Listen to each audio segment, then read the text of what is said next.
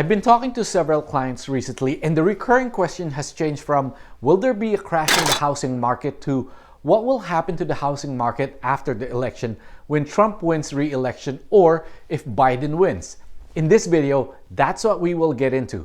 Stick around to the end and I will give you my thoughts on the election. Hey guys, it's Mac Rogers, broker owner of Albert Rogers Realty right here in Castro Valley, California in the lovely East Bay of San Francisco.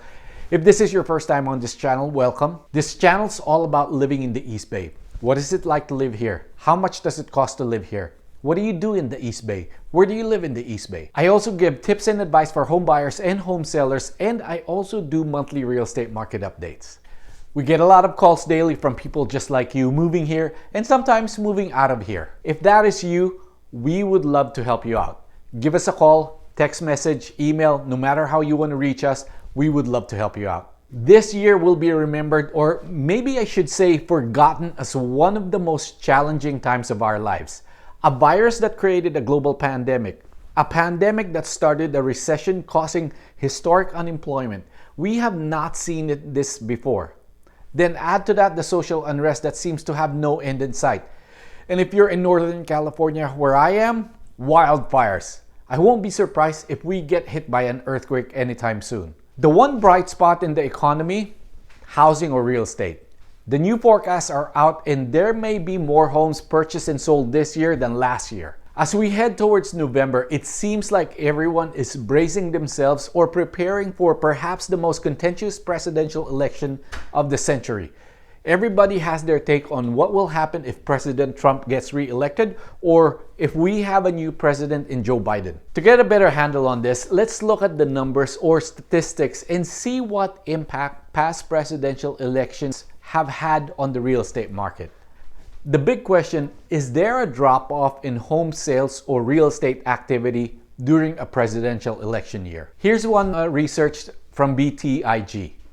They looked at data from 1963 to 2019 in their report titled One House, Two House, Red House, Blue House. Here's what they found out. During non-presidential election years, there is a 9.8 decrease in November compared to October.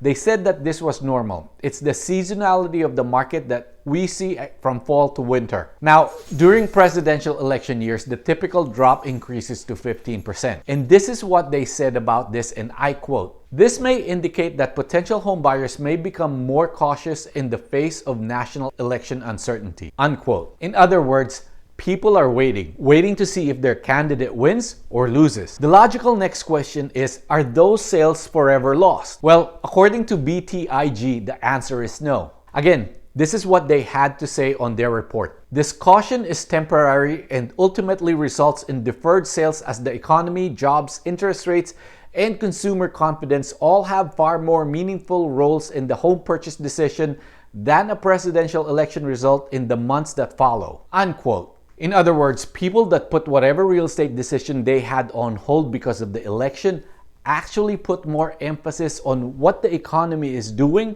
rather than who is the sitting president. It does make sense. I've never heard of anyone say, if so-and-so gets elected, I will buy a home. Or, I will sell my home and move to Canada. Well, actually, I heard that one before. And if that is you and you have a home to sell here in the East Bay, I would love to help you out. Okay, all kidding aside, here's another study done by Mayors Research and Zondo, and they agreed that those purchases are just delayed until after the election. Here's a direct quote from their chief economist, Ali Wolf. "History suggests that the slowdown is largely concentrated in the month of November. In fact, the year after a presidential election is the best of the 4-year cycle.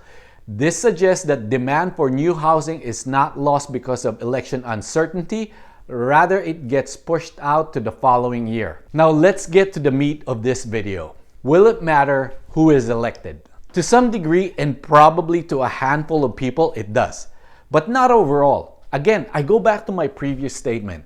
I have yet to hear from anyone that they will or they won't buy or sell real estate should a certain president get elected. I hear them say, I will wait until after the election. Let's be real here. To base your real estate home buying or selling decision on who is the sitting president doesn't seem logical. Unless you're buying the White House, of course. My advice to people has always been consistent, whether it's an election year, a down market, or a hot market like we have right now. when you need to buy or sell is the time you buy or sell real estate. Timing the market is never good. I'm mainly talking about primary residence here and not investments. To me, psychology or consumer confidence plays a significant role in a family's desire to buy a home.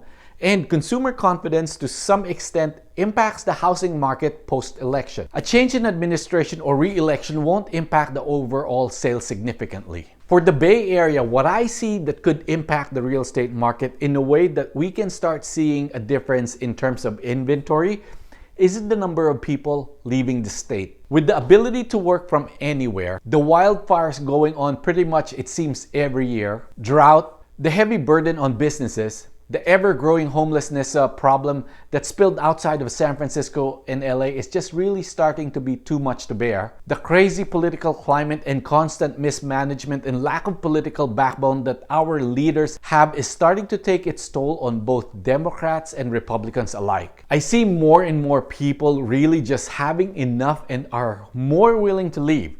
I think this could also be especially true for the older community and retirees. I mean, would you want to spend your golden years worrying about wildfires, homelessness, and unrest? God forbid that we get hit by a major earthquake. We should probably see a long line of cars on I-80 and I-5 going out of the state. So the bottom line is this: presidential elections is not a concern for real estate. So go ahead, vote, and carry on. Hey guys, thanks for watching. If you like this video, please like, subscribe, and share. We absolutely love it here in the East Bay and love sharing videos with you about living in the East Bay. How much does it cost to live here? What do you do here? Which neighborhood to live in? If you're thinking about moving to the East Bay or you've had enough of the East Bay, we would love to help you out. Give us a call, text message, or email. Check out the rest of our videos.